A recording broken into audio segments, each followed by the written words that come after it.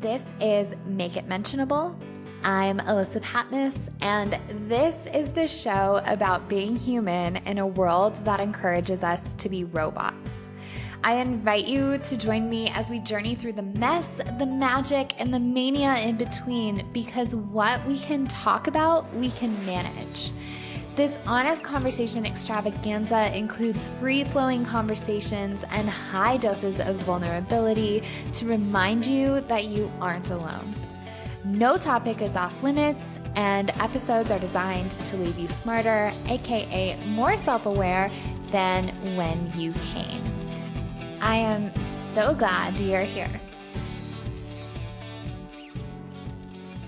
Welcome back to Make It Mentionable. I am so excited for today because I am here with Mike Ganino. And Mike, thank you so much for being here. I'm so excited to talk storytelling.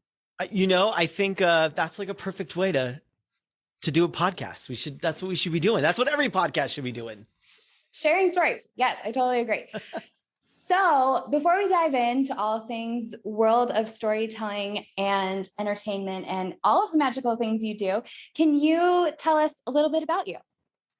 Yeah, I think it's funny, these questions, right? Because it's like, well, in 1980, it was a warm spring day. It was actually April 25th, which is like that line from Miss Congeniality of like, what's a perfect date? She says, April 25th. That's my birthday. So I totally felt so seen when she said that. I was like, that is a perfect day. But, I think for me, I'm a person probably much like people out there who over time, I started realizing that the people with the best ideas weren't the ones getting heard. I remember like running for student body class president when I was in high school, and I was like Elizabeth Warren. I had all of the plans. I was like, I got a plan for that. I got a plan for that. I got a plan for that. And I was running against the head of the cheerleader head, the head cheerleader, and then also like the captain of the wrestling team. And I thought, you know what? I get that they're like popular, but like, I got a plan for literally fixing everything. That pothole in the senior parking lot, I got a plan for that. And so I thought for sure, if I just kept going on our little, we had like a little morning, address system to the school. And I just kept sharing all my plans, I would win. And they would talk about like being out and how proud they were of the school from the game they went to and stuff. And I mean, you see where this is going. I didn't win. They won. And I remember thinking back of like, oh, it's not the person who has all the best ideas that wins. It's the one who knows how to move people and package it. And that came up again for me later when I was a restaurant manager. It came up for me again when I was a sommelier, having to sell wine to people, that it wasn't the information. It was always going to be the way it was packaged in the story. And so I just became a guy who was obsessed with that. Now that's what I get to spend my day with, is helping people figure out how to shine when the camera's on or when the spotlight's on stage, and how to tell their story out there so they can change the world or do whatever they want to do. Love it. And we have some similarities. We don't know each other that well, but we have some similarities. I used to work in tech startups, and like my favorite thing was one time I went to a trade show and they put on my badge, Queen of Storytelling. Like, screw any other title. That's what they called me. And I was like, this is great. I want to save this. So to you, like, what makes a good story? Because I feel like people get all up in their heads and they feel a lot of pressure when it comes to like, okay, I have to position this perfectly, or it has to be packaged. So what makes a good story? Yeah, I think two things have happened here. One is that we've all been sold this idea of like every story needs to be the hero's journey. This like mythological structure. And first of all, the hero's journey is just like one of many mythological structures we could be using. So I don't know. It seems a little patriarchal to me to be like, we just have one and it's a dude and it's about being a hero. Because there's a ton of stories about like going to the inner self, and you don't have to go out in the world and fight off dragons. You can stay in your village and figure out who you really are. And that's a journey. So I think there's this pressure sometimes that we feel, and I hear this a lot with clients, is like, they don't really have I wasn't an astronaut. I have worked with astronauts, by the way. I didn't climb Mount Everest, work with that person too. I haven't won an Emmy, worked with them. The challenge for those people is actually that their stories are so unrelatable. But we all think we need this heroic story in order to be worthy of speaking. But like, you go into the grocery store and having an epiphany over like a Kind bar, that's really relatable stuff. And so the first thing I think is just like relieve the pressure of having to have saved the world in order for your story to matter. And then I think the second thing is that, there's so many frameworks, and we want to say like, here's the, and there's all these books here in Hollywood.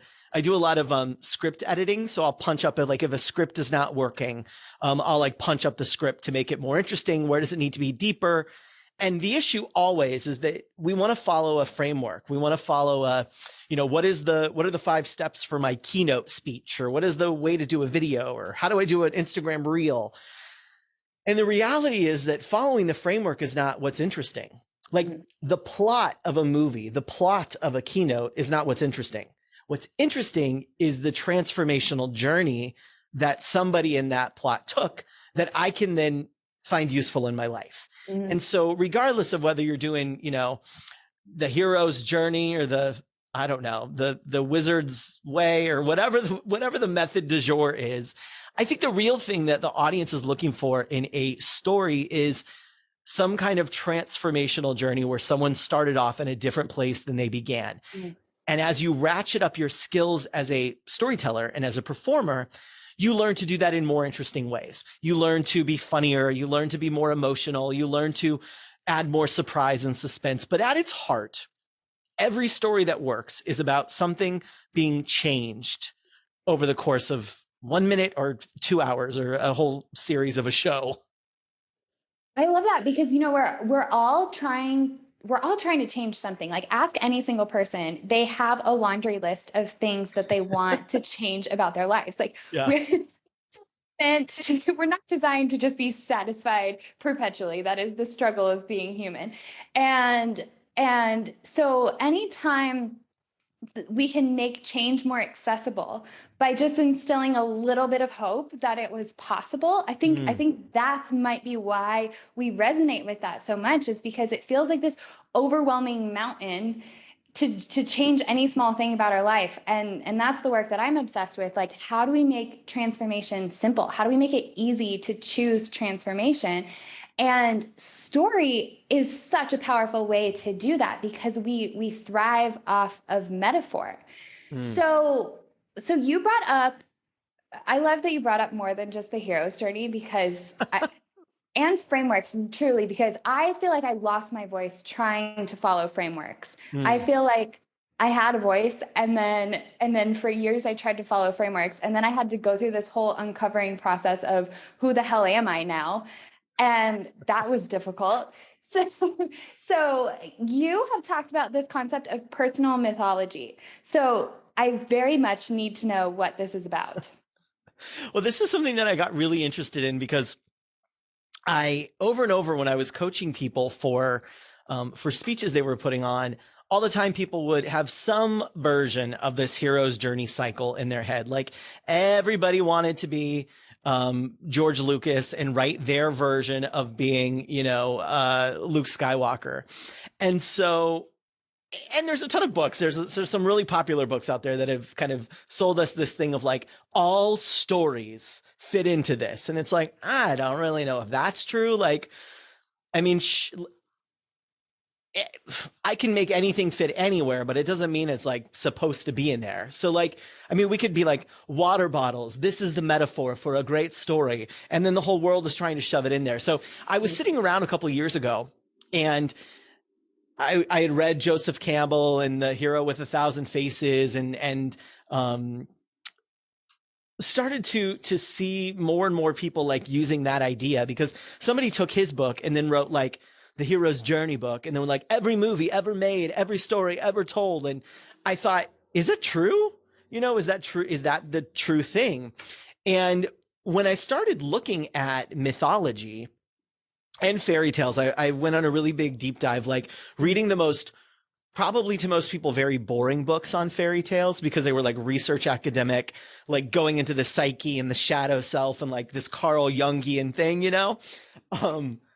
What I found over and over is like, oh, there's actually like tons of different stories that we could be finding and telling, and they all don't take that journey. For me, like the hero's journey is ultimately about somebody, and it could be, again, male, female, masculine, feminine, whatever, but somebody leaving the village because there's something that they need to go do to secure the safety of the village. And it always puts their own life at risk, really. So that's one journey. But as I was looking at it, it's like, well, there's myths about people who don't ever, and tons of fairy tales about people who never leave the village, but they've been told that they have to dim their shine in order to fit in the village. And so then they go out and they try to be who they really are. And they get, Cinderella is a perfect example of this, of like, she didn't have a hero's journey. Like she wanted to like dance. Like she just wanted to dance and like get cute, you know?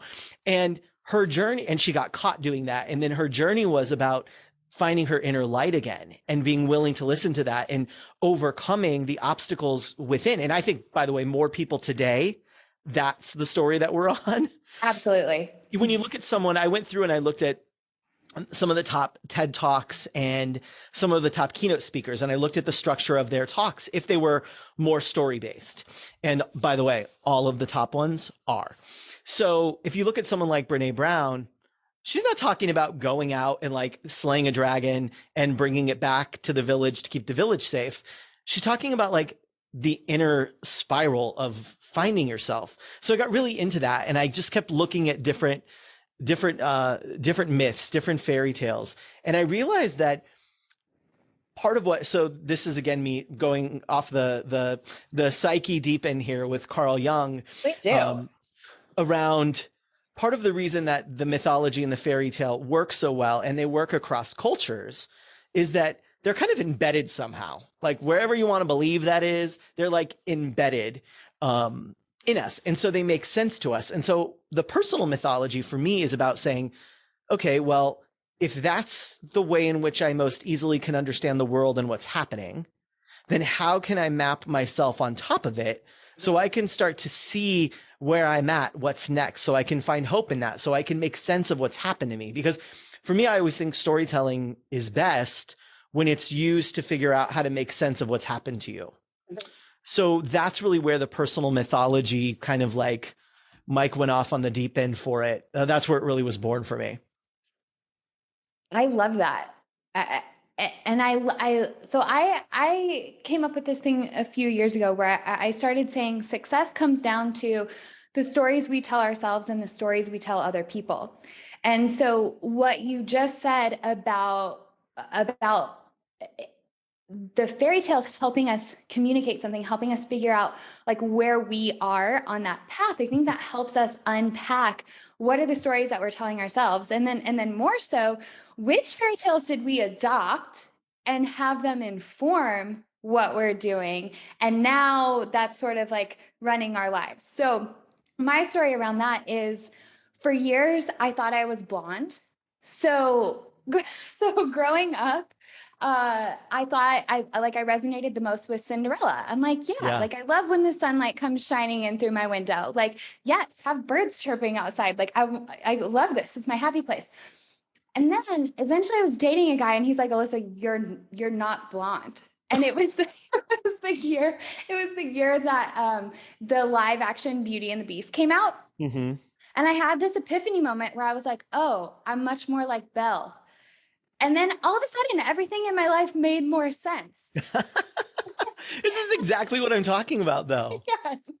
Because then it was like that map. I was like, oh, this is where I'm at. And actually, I've been interpreting my life according to the wrong Disney princess, which nobody should really interpret their life according to Disney princesses in general. But the mythology there, like following these fairy tales, when I chose a different one, I was able to see new possibilities. Yeah. Yeah. So when it comes to stories, because I absolutely think you're right that most of the time, I'm not going to say most of the time, a large portion of the time, what I see in the work that I do is people dimming their light, and that story that you were mapping over, and whether it be because it's a root fear of abandonment or a root fear of rejection, there is something that makes it feel unsafe for people to unapologetically use their voice. And in my internet stalking of you talk a lot about people being their unapologetic selves. And yet we live in a society that makes it very difficult to do that at times. So when someone is trying to uncover their voice, what's a good step for them to start? Like, what advice do you have for them? Well, and you're so right about where it comes from as well. One of the things I've been speaking more and more about lately is the idea of, so, there's this whole idea of like, be authentic, be your authentic self, be you. Like there's this horrible advice that people give people when they're going to do public speaking, specifically in my industry or my field. And they'll say like, be yourself. And it's like, but there's a lot of ourselves. Like there's the self who's like crabby about something that happened, and the self that is like, a hangnail that's hurting. There's all kinds of self. So like, what does it actually mean? Because like the self that sits and reads something is your true self. But when you stand in front of other people and do that, it doesn't work. So like, what is that? And one of the things I think around like, where did that voice go, is that very, very early on, we need attachment, right? It's what I think babies are like wired to do in the beginning, is get people to care about them.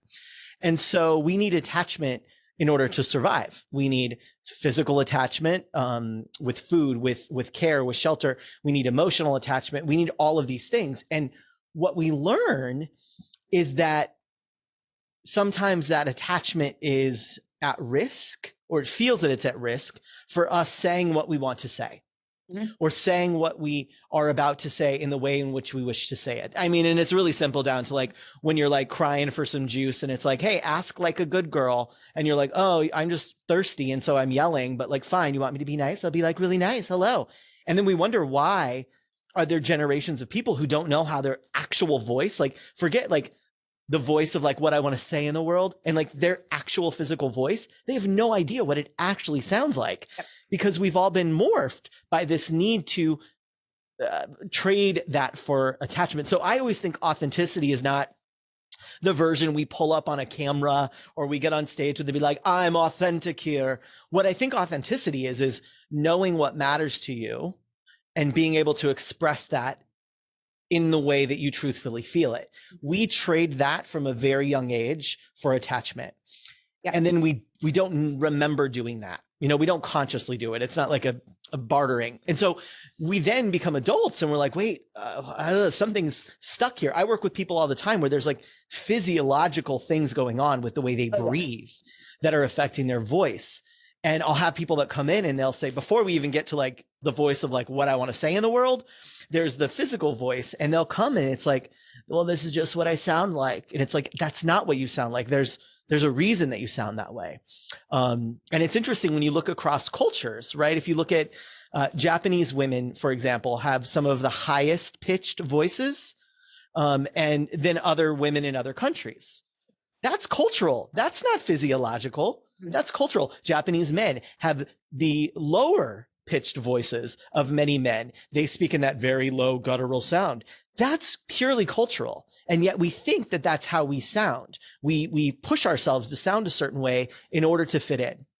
The change that happens to boys during puberty is based on testosterone and the thickening of the vocal cords, but it's also partially cultural, that we think as boys becoming men, we're supposed to sound a certain way. And then we end up in our 20s and our 30s, 40s, 50s, maybe 70s saying, who am I?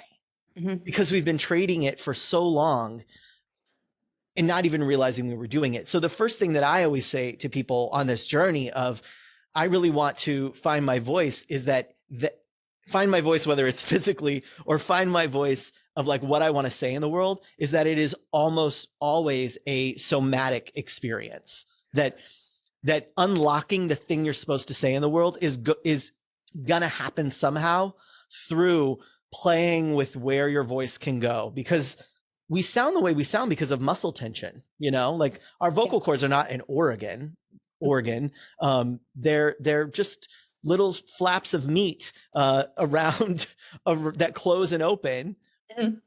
And that's just muscle tension, and we're storing all kinds of things. So I say, in the beginning, when you're trying to figure out, like, I really want to say this thing in the world, go out in the forest, go out to the beach, go into a room by yourself, scream it, yell it, sing it, roll on the floor with it, really get physical with it and see what you can unlock that then feels like almost like touching the third rail of the train. For all my urban train folks, is like that third rail is the one that's all the electricity.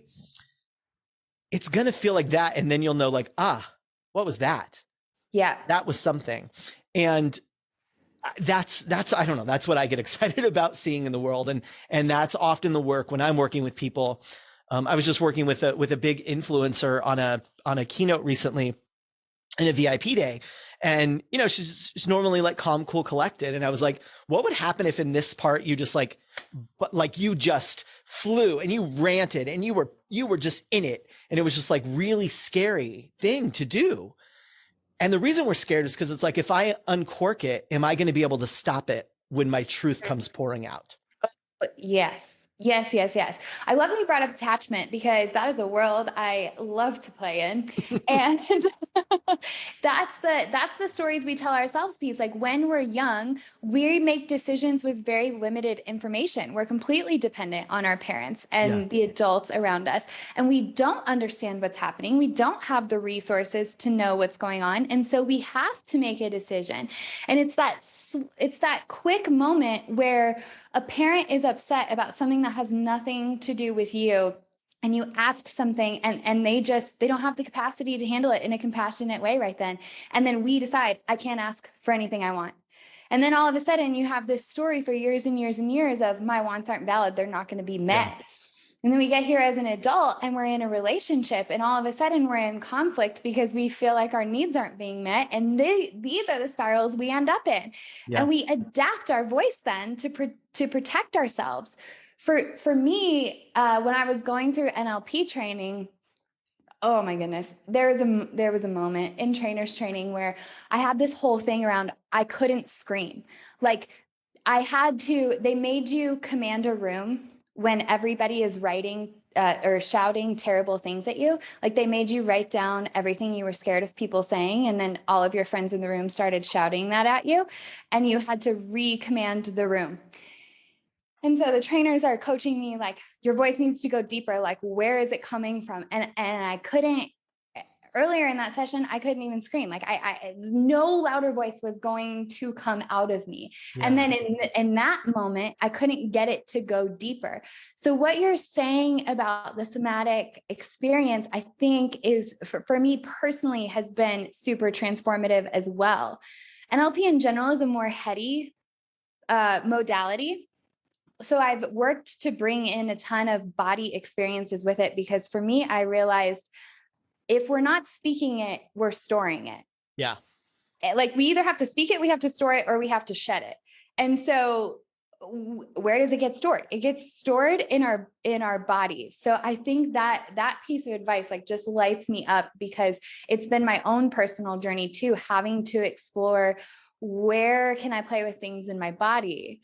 And to your point about singing it, one of the things that I do, and I used to, when I was a copywriter, I would talk to people about this, because I found that our heads get in the way, our minds get in the way of so much. And so I will just randomly sing. Like, if I feel blocked in my throat, and like my throat chakra, it's always a thing we're working on. But if I feel blocked, I will just start singing. And I'm like, okay, what story's coming out? Yeah. And it worked. It worked so well. And then there's another site. Have you seen this marketing campaign that Iceland has out right now? There's a marketing campaign for Iceland where you can record a scream, and then they go out and play it in the mountains of Iceland. Yes, I saw something about this. I think it's awesome. And I feel like I need to recommend most clients do this. Yeah. It's true that, you know, like for those of you that are listening or watching this now, if you can safely do it, think of just your normal talking voice here. So just you're talking with me, maybe talk to yourself in your car, or sitting at your desk or your walk or whatever, talk to yourself a little bit. And now really, really clench your feet. Your voice is going to change from your feet.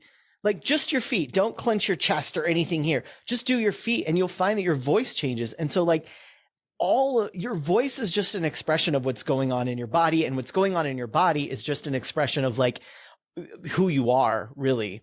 And I think it's one of the things I've seen a lot when I worked with people is that they'll sit down and it's like, I got to write a speech, I got to say something, I got to do my story, and it never really comes out until the real stuff doesn't come out until we can get to the physical part of it. It's why, like, when I work with people, they'll reach out, hey, can I work with you? I'm going to send you my script. Nope, I don't want to read your script. Not because I don't like to read a script, but because it doesn't mean anything unless I see you saying it. Yeah. Because I want to see how that looks and feels on you. Because that's really where the work is almost always. So I want to ask you a question. Well, I want to ask you like 50 questions, but the question I'm going to start with. Okay, which path am I going down? Okay, the one I want to start with is, so part of the power of story is that we can tell it in a bunch of different ways. And so like the work that I do is we go back and we rewrite this story. And so now that we have more resources as adults, we can go back and we can tell the story in a new way. We can gather more information. We can see it in a different light. And then it doesn't carry that emotional weight forward. It breaks the chain. And so now it's not the story of, oh, I can't get my needs met. It's like, oh, my mom was really frustrated. I made a decision with limited information. And now I collect new evidence in the world today that like my needs can get met. There's a curse to this, though. There's a dark side of stories being able to be told in infinity amounts of ways. And that is, how do you pick the one that's going to resonate? How do you know which one is the one that you share in any given context? And this is why writing my about page was a total bitch. Yeah. So what do you say to that? Like, what do you say when it feels like, okay, I'm ready to have a voice, but which angle do I pick? I think it depends on the outcome, right? And of the goal of it. So like, for example, if I was going to go speak at a conference and the audience were nurses, and then, I would say like the speech I would give right now to nurses is going to be different than it was 3 years ago, different than it was 2 years ago, because of what's gone on for that industry and what they've been through. And so I would say, what is the place I always start is, what is the helpful thing to say right now? What would be helpful to these people? What would be helpful to this group of folks? Because I believe there is storytelling in that there's the healing side of storytelling, which is just for you, which typically you pay people to listen to those stories so you can get through them and heal. There's the performance side of storytelling where you're putting it out into the world. And when we're doing that, we have to consider the audience. The same way that like if all of a sudden we heard there's a new Marvel movie and then it was really just a rom-com, it's confusing because that's not what the audience shows up for. Right. Even though it'd probably be an interesting movie, it's not what we showed up for. And if we showed up for like a Reese Witherspoon rom-com and it ended up being a slasher film, we'd be like, wait, what? This isn't what I came here for. Although that might be fine if that's what I'd bought a ticket for. So I think it's really looking and saying, what is the reason right now? What's going on here? What is my goal with this? And then because of that, what's the most helpful story I can share to help them with that piece of things? So for example, at the top of this show, when you asked me about myself, I could have started a million ways, but I started with like being a kid in high school who realized this thing because I thought, well, that's a way for me. This is very meta right now. I feel like I'm like Leo in Leonardo DiCaprio in Inception. So that was a way for me to your audience to help them see like, oh, that is true. I have had an experience like that. I had a boss. I ran for student class president where the best idea didn't win. And I could have just said that. Well, I'm a person who believes the best idea doesn't win, but the putting of it inside of a story would help the audience say, oh, that is true. I've seen that before. Now, I could have chosen a million other stories, but for me, that felt like, based on what we were here to do today, that felt like the most helpful story. But if we were on a podcast, I've been on a few of these.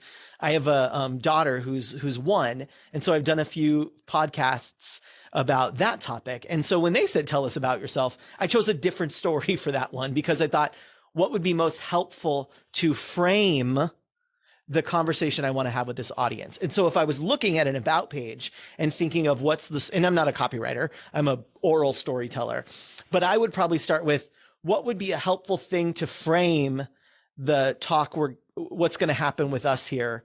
And so for me, by the way, we're doing a new website that's coming out this year in 2021. And the about page is kind of a story. Actually, the whole website is a story, down to even like illustrated woodland creatures. There's nobody has a website like this. It's going to be wild. It's going to be so totally excited. Wild. But on my about page, it goes through the journey of like feeling like what I had to say was getting canceled out, that I wasn't being heard, recognizing that when I was on stage doing theater, there was something really resonant and beautiful. And I realized maybe I should bring more of that emotional truth to the world of presenting to do something. And so it kind of takes the audience on that journey. That sounds incredible. And my creative side is like, hell yes, I need to see this. Like, I love it when people just break the status quo, my contrarian self. I'm like, yes, we need more of this. I love this reframe of, oh my God, how do I put everything about myself on an about page into what's most helpful for the audience in this way, which seems pretty common sense in hindsight, but sometimes people need to hear that. Like, they need to hear it in a different way, and not this way of like, who's your client avatar and who are you trying to talk to and what do they need to hear? Because then it just puts all this pressure, to be perfection. And that goes back to more root cause things where we decided we had to be perfect and then we just stall from perfectionist things. So that's not helpful.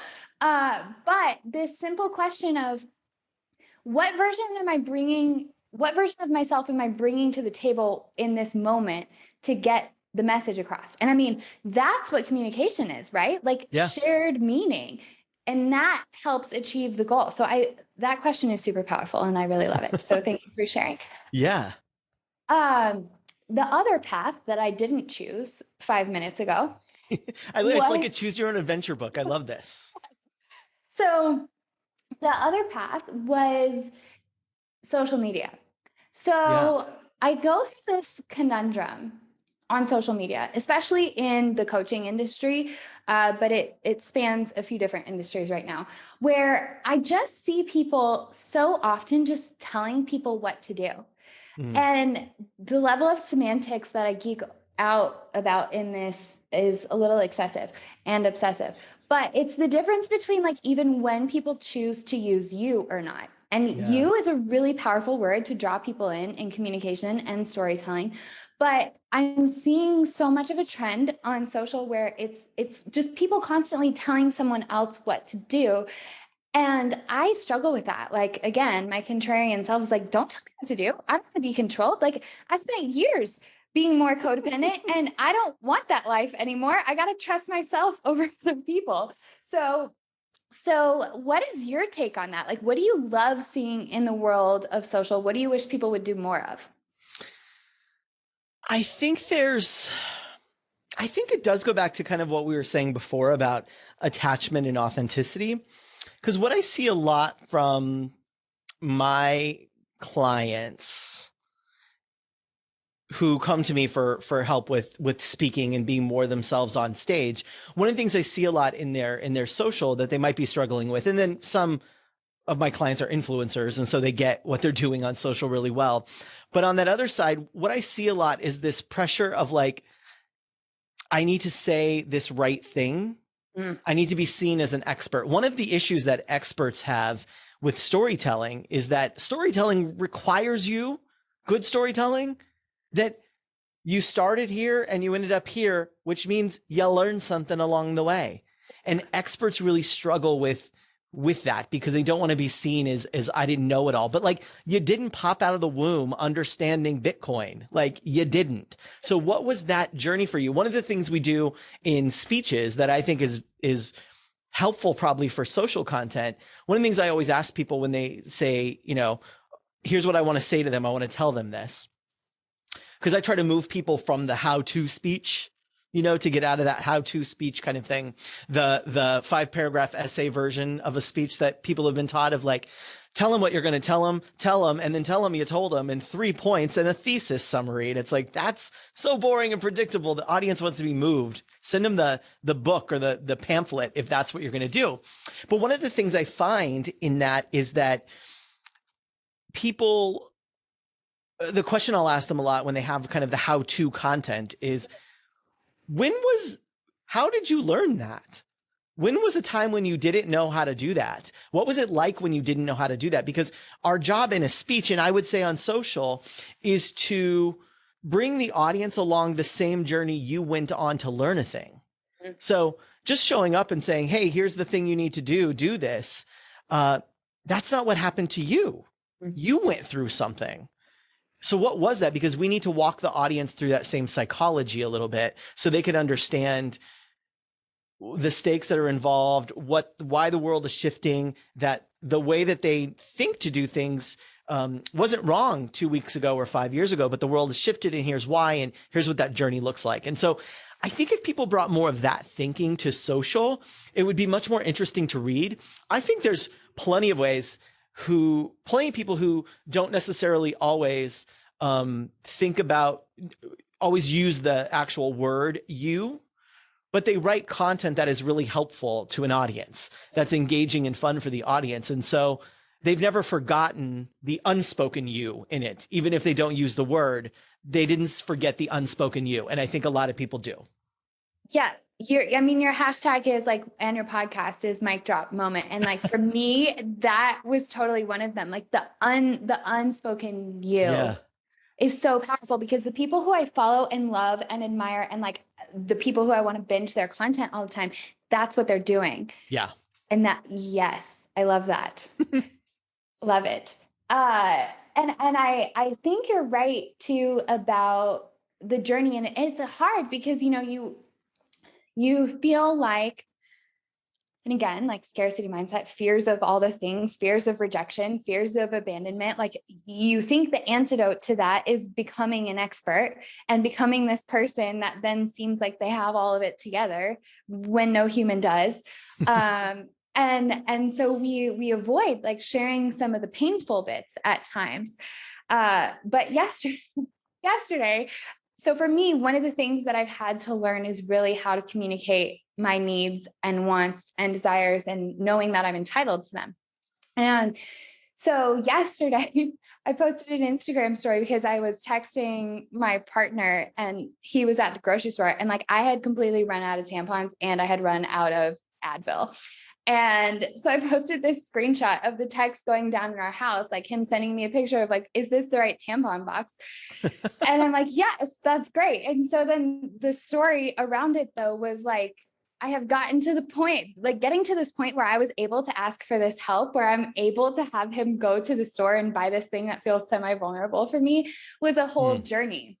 And so that's what I talked about there. And I think like those touchstone small moments in life make such a difference, but we forget to share them. Yeah. So I feel like I'm about to go, just so you know, it's a whole wild ride. We say honest conversation extravaganza around here. And so we're going on a different path. I'm strapped in. So, okay. So you said you had a daughter who's 1. Yep. I have decided that I don't want kids. Mm-hmm. And my partner has 3, so that's fun. They're grown and it's great fun. But sometimes I feel like, and we always feel like the path that we didn't choose like has all of these answers for us. And so sometimes I feel like I'm stunting myself, like either in the healing journey or in the in the capacity to just be around like this creative child who has not lost their spark, and then like be reading the stories all the time. So can I live vicariously through you for a moment? Yeah, and let's do it. Can you tell me some awesome things that you're learning about storytelling from your daughter? I think one of the big things I've had underscored maybe for me is that the energetic, the kind of etheric, the aura, because we're all just like energy. Like you have a heart attack, that's energy issue. Like, and that's not me being woo woo. That's like the medical science of like, that's an electrical issue. Like that's electrical. Your brain doing things is electrical. And, so one of the big things that's been underscored for me that was like, you used to believe this and now you're really going to believe it is the whole thing of like, we are communicating so much more energetically than we do by anything we say. So like reading a book is not the same as reading a book. Like if you read a book and you ain't in it, that baby knows you ain't in it. And if you read a book and you're really having fun and you're pouring your soul and all of these things, that baby knows that you're doing that. And so that part for me has really been like, oh yeah, this thing, you were right. Keep going. That's exactly true. So that has been underscored for me in this journey. The other thing that I think the thing we were talking about, like the idea of authenticity and attachment, that part for me that I might have believed before, that story has been reinstated of like, oh yeah, I see this happening. I see the moments already when she'll look, if I get upset about something, she kind of looks like, oh, something bad has happened. What do I need to learn from this? How do I get back to being safe? So that part of the story is reinstated. And then I think the third part is that idea of the transformational arc is really clear even for like a 1-year-old. Like she doesn't know what I'm saying necessarily, but I do. And so I layer in voice and I layer in emotion and I layer in movement, and she can feel she can feel that ride. She can feel that transformational arc of like everything was fine. And then, oh no, something happened. And then something else happened, but then it was happening good things again. And I think all of that, all three of those things really inform how we should be approaching this work, speaking our truth, giving voice to the stuff inside of us. It really has underscored that for me. And how we should be parenting. I'll give you a list. You want to ask me vicariously, how are all the ways I've screwed up and the other lessons I've learned? We could talk about that too, because I got plenty of those too. That's amazing. The energetics of language are such a big thing. And I think that's partly why, video has become and is continuing to become so popular, is because like so much more gets communicated in the tone and in the inflection and like how we're saying it. And I think people ignore it, like we're so concerned with talking and the words that we use that oftentimes we forget all of the other variables that are involved in communication. Mm-hmm. And so how do you coach people through that, like from a speaking perspective? What are some of the things you work on? Well, it's really understanding. So I talk a lot about stage presence and that everybody has it. Like we're born with it. It's available to all of us. And so I think there's a level of like stage presence got associated with like, you have to just be kind of loud and big and like a coach voice all the time. And we've seen that with people like Tony Robbins or Rachel Hollis, where it's kind of like, they're just kind of yelling at you the whole time. So it feels like that's stage presence, just big. And the reality of stage presence is about openness. It's about a two-way exchange of energy. Even if the audience isn't speaking, the way that we speak when we read is different than the way that we speak when we read out loud is different than the way that we speak when we're talking to someone. The way that we speak when we leave a voicemail is different than the way we speak when there's someone on the other side who we can see them, because we are making micro shifts based on did she lean this way? Did she do this? Things that we don't even know we're doing.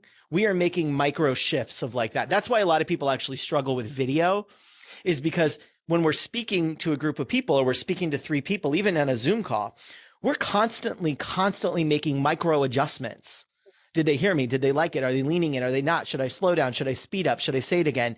And on video, it's harder to read that. It's harder to pick those cues up. Mm-hmm. And so one of the things that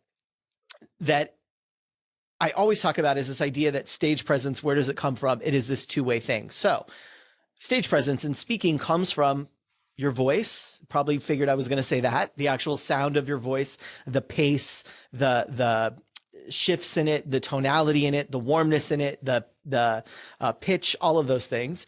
It comes from the way you move. Was the way that you moved. I talk about for public speaking, and in my program, the mic drop method, I talk about embodied movement on stage. So move your hand. I'm gay and Italian, so my hands are going to move. The goal of that is always functional gestures. So is the way that I'm moving punctuating what I'm saying versus being a habitual kind of protection tool that I use? Does it help support the message? Is it underscoring it? When I move to the left or right, is it intentional versus I'm just moving, I don't know why. So embodied movement is the second part. And then the third part is our breath, the way we breathe, because an audience picks up on that. I do this exercise when I'm doing live master classes, and I'll bring someone up. I won't tell the audience, I'll whisper in their ear and say, I want you to breathe really tightly, just in your chest, not in your stomach. Don't make any other facial expressions, but just really like, and we wait. Guess what happens? The audience all starts to like hyperventilate with them and get stressed and anxious. Then I'll have them fix it into the belly. They're breathing way down into like their root chakra, if they can imagine that, or their feet or their hips or whatever they need to imagine.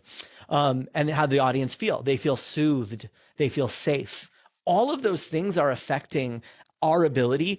And none of that so far has anything to do with the actual words you're saying, And so that's where we usually start, is like really looking at that. It's one of the things when, one of the services I'll do for people is they can send me a video of their keynote or of their workshop, and I will do like a reaction video back. That's one of the offerings I have, giving them notes on like, hey, you could try this. The first time through, I listened to it with no sound on. Yes. Okay. So I like never listen to sound on Insta stories. And so like, I usually listen to my own videos without sound on, because I'm the person who's only reading the captions. Yeah. And it's hilarious to me because some people definitely don't do that. And it's so apparent. Like it's so, you can see so much listening to something without the sound on. And I always laugh at myself, like when I do that for me to practice, but I think it's a great technique. I think it's super cool that you do that. Yeah. It's one of the ways too, when people say like, I did because I think you should always be getting video, even if it's just like from the side of the stage with your cell phone set up, you should always be getting video of you speaking. So you can, if you can get a good video, you can use it for a reel, or you can use it in B-roll of a reel for a speaking reel, but you can also use it for your own feedback. And whenever someone says like, I never listen to my own podcast, or I never watch my own videos, I think, well, then how the heck do you want the world to do that? Because that's our job as communicators, is to constantly be up-leveling our craft. And one of the challenges why we don't listen or why we don't watch the videos of ourselves on stage is because we don't know how to review them. So it just becomes this like hateful hate fest because we don't know how to actually look at it. And so I always teach this method of like, okay, listen to it with watch it with no sound and look for these specific things. Could you sense what you were saying? Were there moments where you seemed this way, this way, this way? And now don't watch it and just listen to it. Could you tell where you were excited? Could you see the emotion? Were there places where it was hard to follow you because you didn't take a pause to let the audience think? So go through that. Now put it all back together, and now you can finally watch it with the visual and the audio and go through this checklist. But the reason that we listen to our own podcasts or watch our own video and hate them is because we've just never been trained on what to look for. So it just becomes I look big, I look this way, I look that way, I look that way. And none of that is helpful in delivering your message. The pause thing is so real. Because sometimes like my brain will move so fast, and then I'm like, wait, I should probably repeat something that I said there, or I could pause in this moment and that would be helpful. Yeah, that's one I'm consistently working on. Because if you think about it, if an audience was reading what you wrote, they can stop, they can think, then go back and be like, wait, what was that? But when you're speaking, they can't do that. And so I speak fast. I grew up in California. I speak fast, but I pause on a thought when I want the audience to consider what I just said. I repeat things. I go back and I'll say it slower, faster, to help. I sound like Oprah sometimes with that, of like, she is important. She is important. Because it's not about putting your words out into the world. It's about communicating your message. Yes. Yes. And how people are going to be able to receive that. That's why one-way video, like the broadcasting social channels, are harder for me because there's not that two-way interaction. And I mean, like I studied communication, I have a master's in it. And so I'm like, okay, like communication takes two people and I don't know what's happening on the other end right now. And it's way more difficult for me. It's been a growth zone. There was a question I had. This is a dramatic pause as I remember what my question was. It's not coming to me. It's interesting, the idea too. So you have your master's in communication. I studied mass communication and specifically broadcast journalism. And in there, it really is about, like, we had to learn, how do you have a relationship with a camera? Because that is your job in broadcast journalism, is to bring this familiarity, this warmth, this sense of safety to people who you can't see at all. And before social media, you really didn't know how they felt about anything you said. And so it's a really interesting, like within the world of communication, you obviously studying communication as an interpersonal tool and the normal field of it, me studying just the mass communication side of it. It's a really interesting, like, there's so much there, isn't there? It's sometimes like wavelength things really are true, because my question related to the newsroom. And so when you said that, it brought it back around. I knew it. I was like, we're going to get there. Yes. Okay. So reporters speak. Like it's a whole thing where you talk in the same tone. Like you could know it's a news channel if you had no other, if you didn't have any visual thing at all. Like, why? My question is why? And also, what is that communicating? Do you have thoughts on it? Because it's always perplexing to me. Yeah, a lot of it has to do with, a lot of it is historical, because the idea was that there should be impartiality in news reporting. Which is funny because like newspapers were never impartial. People were talking lately about like, oh, the news, they should have an opinion. And it's like, did you not see Hamilton? Because like the newspapers were like run by like the politicians always. They always have been. And before that in England, the newspaper was run by the king. So like that idea is actually untrue, that media never had opinions. But specifically about broadcast or radio, part of the job there was about impartiality, about being able to communicate without any sign of emotional note to it. And then there were certain people who were seen as, there was that lower voice like this that we really liked because it was resonant and it felt safe and it felt like low. And it was like, I think, healing a whole bunch of people's daddy issues, maybe.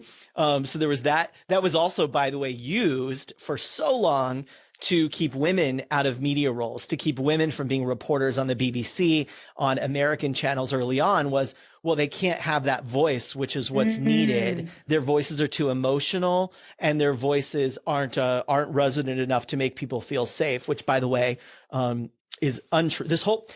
Now we're on a real tangent. This whole idea, have you heard this term before, chatty Cathy? Yes. Okay. So what's really funny is over and over and over, studies have shown that men in settings speak more than women do. That men vocally have more emotional range when they speak in a normal cadence of a day than women do. Interesting. All of that is fake news, like all of that. So when we were in when there were the world wars, they needed, for World War II, and there was finally radio in everywhere, women had to be the broadcasters. And so that was like the first time where women were on the air broadcasting, and this whole idea of like the way that you needed to sound to be impartial, to be trustworthy. That's really where that came from. And then there became that cadence of like, and now we're going to be speaking about the 5 things you need to know. That whole cadence just became so baked into it. And a lot of people, like if you've ever been part of a virtual summit and you've seen someone just speak their voice over slides, that's the voice we all like adopt somehow. And the issue is that is never the way we actually talk to each other. So it is a very easy disconnect from so many people in your audience when we do that, because it is not the way that we speak to each other when we're actually just talking? So I feel this too. I always feel like I always feel bad when I say this. And I feel like I shouldn't, but because everybody loves TED and I love TED Talks. TED Talks are great. And I know you've worked and helped produce them. Yeah. And I feel like there has become a formula for how you have to speak and how you have to use your voice in TED Talks. I feel like so many of them, it's adopted its own newsroom speak, but it's the TED stage version. And am I making this up? Do you know what I'm talking about? Because I'm like, pieces of it, I feel like it's gotten formulaic, and the ones that stand out to me are the ones that break that. Yeah. Yeah. I think it's beyond. I think the growth of TED and TEDx happened around the same time as YouTube. Like the real big growth of them came when the videos could be put onto YouTube. So that people could watch them. And it was really the first time in our history where like giving a speech became a pop culture thing, because before that, it wasn't really the case. So YouTube really created that alongside of TED and TEDx. What I think has happened is that became a format for public speaking in general. So I don't think it's only in the TED Talks or the TEDx Talks. I think if you traffic enough conferences, this is the voice, this is the style that people think public speaking takes, because for a lot of people, those TED videos were the only public speaker they ever saw. And so it became the model of like, oh, I guess that's what it looks like. Mm-hmm. And yeah, I think that's where it comes from. And I think it's just now like a circle, a loop of like, it just keeps feeding itself and feeding itself. And I think this next era of public speakers that are coming up, I know the people I work with, when it's like, how do we like actually really, really say something to this audience? How do we show up and put it all in there, bring really the essence of us to this message? I think they're going to be this is where the future's going, those people. Yeah, I agree. And I am excited to hear more of those because it's more fun. Yeah. And like anytime there can be a pattern interrupt, like we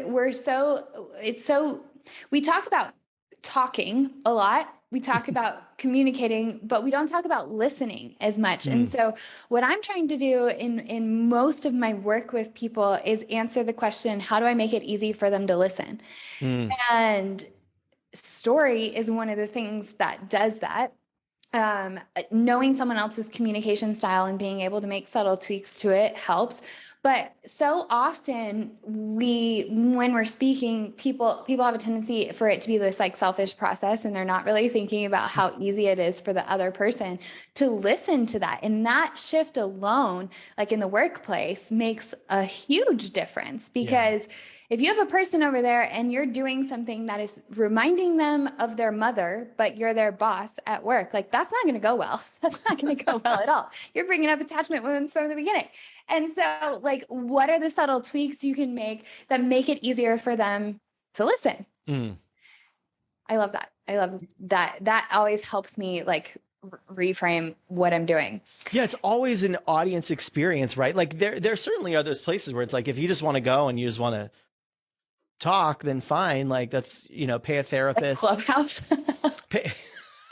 Pay a therapist, have a podcast that nobody listens to, make YouTube videos without, there's nothing wrong with that. If you're like, for me, it is therapeutic to make videos and I don't care if anyone watches them. Great. All the thing. But if you're showing up and saying, why is my movement not catching fire? Why is my message not landing? Then you really, really have to think about the audience experience of, like you said, listening and taking that in. And that starts obviously with content, but it goes deep to your voice, the stories, like you said, the energetic experience of seeing you up there. All of that really does matter in that case. You're so right.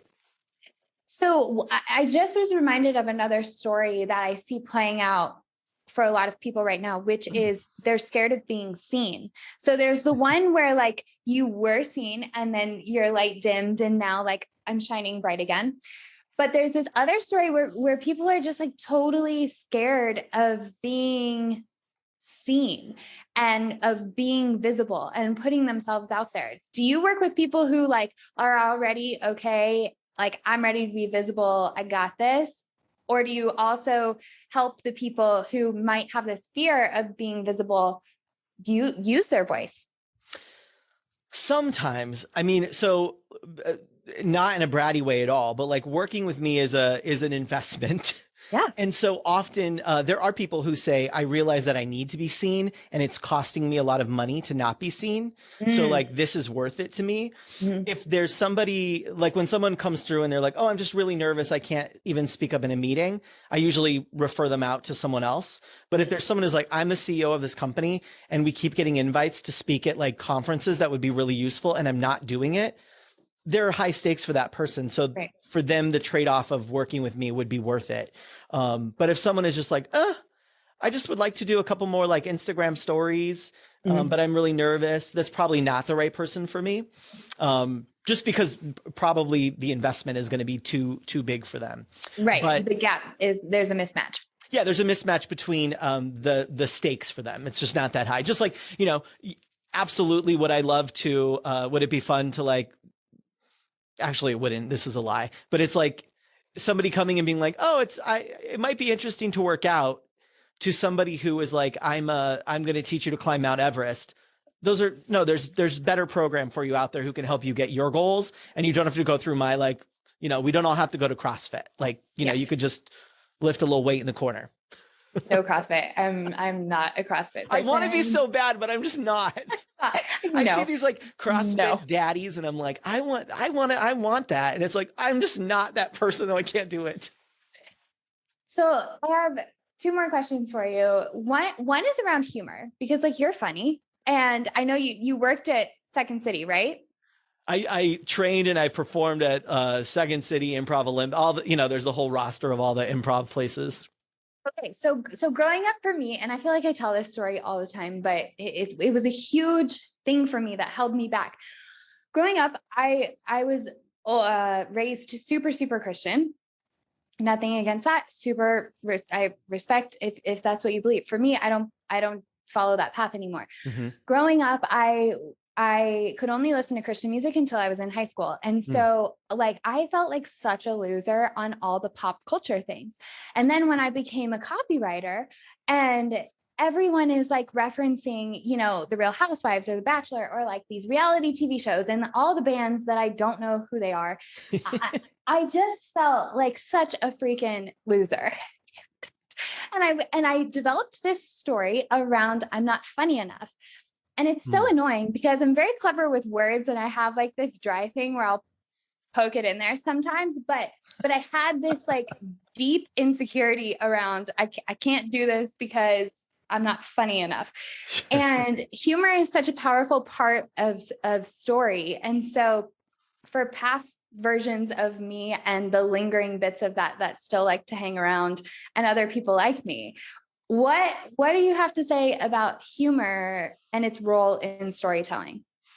Yeah, I think humor has a great connective tissue between people, because one is, I always think your audience, I've heard this, I don't even know who said it originally, but it's true. Your audience is always really ready to listen in that space, that exhale after the laugh. So okay, what you got for me?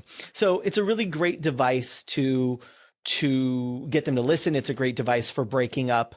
Contrast is such a great tool for speaking and storytelling. You need contrast. Humor is a great way to do it. And it's also just a great way to show that, like, to shine light on something that's absurd or ridiculous and to get people to be like, oh my gosh, that's right. What I will say is that as a storyteller, as a public speaker, presenter, podcaster, I don't know that you need to aim for being funny. I don't know that that's what people should be trying to do, is to be funny. We'll often watch comedians, we'll watch stand-up, and we'll think like, I need to be funny. But I think what our job is to be more humorous. And those are different to me. Funny is I'm coming up and there's a joke. Humor is, can we somehow look at this thing together and get a little chuckle about how ridiculous it is? Humor can also come in storytelling or on stage from from characterization. It can come from speeding up. This person I was working with recently, this influencer who I said, hey, in this part, you're going to be calm, you're going to be speaking, and then I want you to just explode. And I want you to be like, and this, and that, and that. Nothing that she was going to say there is going to be funny, but the reenactment of this situation, that is going to be funny. That is going to get the laugh. That's going to get the humor. And you don't have to be good at telling jokes to find that moment where the audience says, oh my gosh, that is right. That's exactly how it is. Why are we all so silly? That's the moment where I think most people can find some humor, even if they're the driest person out there. This is like the power of words. Like, this is why reframes are my favorite thing on the planet. Isn't that like an NLP thing, reframing, or no? Yeah. I mean, multiple modalities use it, but reframes, like, I write these poems and I'll put one version of it faced upright and then it's flipped and I write different words, like it's a reframe on the bottom of it and then flip it around. But I love it because there's like the subtlest perspective shifts make such a difference in how we live our lives. Like, it's just the cumulative stacking of these subtle shifts. And this is one of them. Like, freaking A. I wish I could have asked you that question 10 years ago. It would have saved me so much torture. You know what? You may not have been ready 10 years ago. But I love that reframe, the difference between being funny and being humorous. And both can be states of being, but like one is the outcome of having a joke and the outcome being like laughter to a joke, versus I feel like humorous, like being humorous, adding more humor in, it's to be relatable. And it's to show people like, yes, this has happened. Like we can relate to this, and yeah, let's add a little humor to it, because being heavy and not having this lightness or taking everything seriously, like can suck. It can suck energy out of us for sure. Yeah. So yeah. I love that. It's one of the things. So I've also done a ton of like study in the world of clowning. And there's lots of, just like in comedy and in storytelling, there's like and in communication, there's lots of modalities of clowning. So there's like the red nose, like party clowns, there's mask clowns, there's all kinds of things. And I studied this specific version from this Canadian teacher called Pachenko clowning. And one of the things that I learned in all that training was that often the humor with the clown wasn't, yes, you can get jokes with like the bottle of like, you know, gassed up water, squirting it in your own face. You could get jokes with like the antics, but the kind of satirical, like, let's look at life version of clowning really has the power to help shape people's opinions. Like the spray water in your face, have a good like yuck stand-up comedian, that can get someone to laugh. But if you really want to change people, how can you get them to laugh and see the world differently? And so that world of clowning that I learned was all about putting the world into an understandable container through laughter, so it didn't feel so heavy. Because then the audience was willing to look at it and say, oh my gosh, that's true. We could do something about this. And they didn't have to be like taught the thing. And that was a real gift from that world of, I expected to get the like red nose, beep, beep, honk, honk when I signed up for a clowning class way back in like 2000. And really it was life-changing for the way I approach communication. That really leads me into the last question I wanted to ask you, because it's something that I struggle with. I struggle with feeling like a dancing monkey sometimes, you know, in this world of social media, and like, and, you know, you're supposed to put yourself out there, and I enjoy it because I love serving people, and conversations like this, like I adore and I love. When it comes to, again, one-way things, like at times I feel like a dancing monkey, or I feel like it has to be a performance. So do you have some magical reframe? I feel like there's one in here with the clowning piece too, around what's the difference between like performance, feeling like a dancing monkey, like standing up there and helping people transform. You got anything for me? Yeah, I think a really good question that I would ask you if I was coaching you on something and you were like, I feel like a dancing monkey doing this, I would say, good, don't do that version. The dancing monkey version is not what the audience needs. Like, what I would say is like, how can you embody this idea? How can you embody this message? How can you, because I've even felt that, by the way, I was like, okay, I want to do more. I meet lots of people on Instagram, and I was like, oh, I want to meet more people. So I'm like, I'm going to do reels. And I was like, wait, do I have to learn to do these dances? Like, what do I have to do? And so I thought about it and said, okay, how can I embody the message so that it doesn't feel inauthentic to me? Because I see these people doing it, and it's like, they don't know where the beat is. They don't know where the rhythm is. And you can see on their own face, they're really uncomfortable pointing at signs and pointing at letters and things. So if you could do that and that feels like you embodying your message, then you should absolutely do it. But if it feels like Dancing Monkey, guess what the audience is going to see? Dancing monkey. Like with the tambourine. And so it's really about like, how can you embody? Because the other thing I'll say is there's a ton of people that ain't doing it, and they're growing and meeting people too. So sometimes it's a little bit of a lie that we believe ourselves. So I would start there. If we were working together, I would say, what would embodying this idea look like? Where does it live? Where does it feel? When you really, really feel it, where in your body is it even? And how can we kind of find it from there and see what happens? That's usually to get out of the dancing monkey on stage, performing hat tricks for people. The secret, I think, is, one, are you saying something you really, really want to say, that you really care about, in a way that is like, I can be helpful here? And once we have that out of the way, then I would say, how do we embody this whole idea for them? I love that, because it's like the full circle moment, which, are the best comedians. I love when they do that. They pull the first joke like back to the end. But here it comes back to the somatic experience, and it comes back to, where does it live in your body? And are you communicating that you feel safe? Because when we don't feel safe, it's hard to communicate safety to the people who are watching. And if someone's going to pay you, if someone's going to trust you, like, an element of safety has to be there. So I love that. For me, I made a switch. I made my first 2 reels recently, and I have the most expressive face on the planet. You do have an expressive face. Yes. Yes. I have a very expressive face. So I was like, okay, that has been a disadvantage most of my life, but how can I use it to my advantage?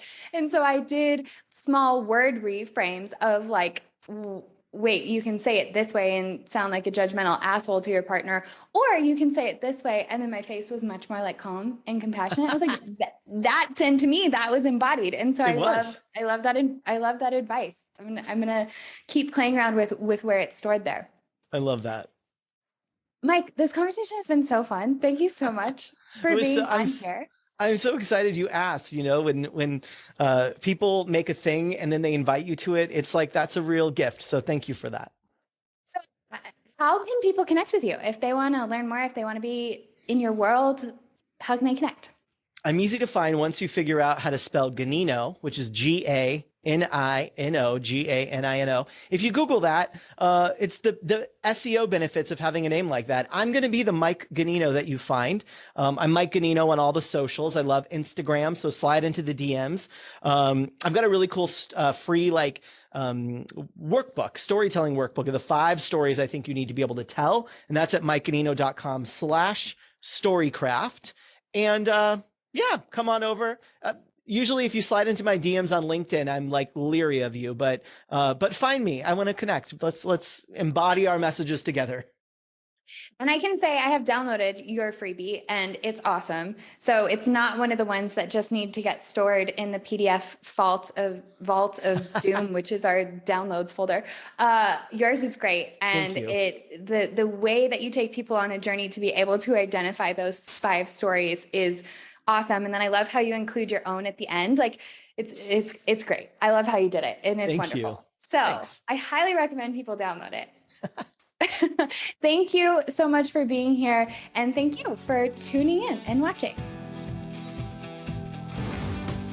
You've just finished listening to another episode of Make It Mentionable with me, your host, Alyssa Patmos. If you're looking for more in between episodes, then sign up for The Peel. It's my free newsletter that gives tips for how to navigate whatever life dishes.